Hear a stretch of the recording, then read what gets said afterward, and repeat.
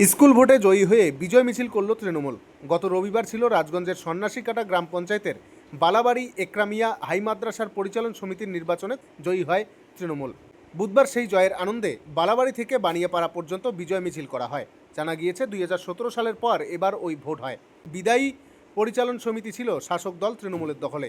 যদিও তৃণমূলের দাবি এতদিন বিরোধীদের দখলেই ছিল পরিচালন সমিতি। স্বাভাবিকভাবেই ভোটকে কেন্দ্র করে বিভিন্ন রাজনৈতিক দল সহ সাধারণ মানুষের মধ্যে কৌতূহল ছিল। পরিচালন সমিতি কার দখলে যায় সেদিকেই তাকিয়েছিল সকলে। আজকের বিজয় মিছিলে উপস্থিত ছিলেন তৃণমূলের জলপাইগুড়ি জেলার চেয়ারম্যান তথা রাজগঞ্জের বিধায়ক খগেশ্বর রায়, তৃণমূলের রাজগঞ্জ ব্লক সভাপতি অরিন্দম বন্দ্যোপাধ্যায়, মহিলা তৃণমূলের ব্লক সভানেত্রী সর্বাণী ধারা, গ্রাম পঞ্চায়েত প্রধান রুবা খানম, অঞ্চল সভাপতি রৌশন হাবিব, তহমিদার রহমান, আতিয়ার রহমান, কলিন্দ্র রায় সহ তৃণমূল নেতৃত্বরা। যে গত আমাদের 24 তারিখ গত 24 তারিখ আমাদের এই বালাবাড়ি একরামিয়া হাই মাদ্রাসার নির্বাচন হয়েছিল এবং দীর্ঘ 8 বছর পর আমাদের তৃণমূল কংগ্রেসের 6 জন প্রার্থী এখানে বিপুল ভোটে জয়লাভ করেছেন।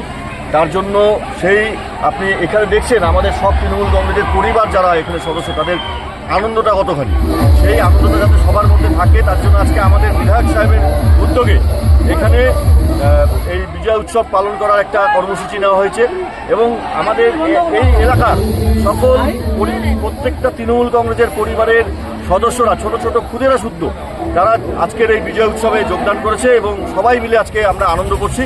যেই জয় এখানকার যারা আমাদের তৃণমূল কংগ্রেসের সৈনিক দিদির পতাকা, অভিষেক বন্দ্যোপাধ্যায়ের পতাকা ছবি হাতে নিয়ে, তৃণমূল কংগ্রেসের পতাকা হাতে নিয়ে যারা বাড়ি বাড়ি গিয়ে প্রচার করেছেন তাদের সঙ্গে একটু আনন্দ ভাগ করে নেওয়ার জন্য আজকের এই আমাদের প্রচেষ্টা।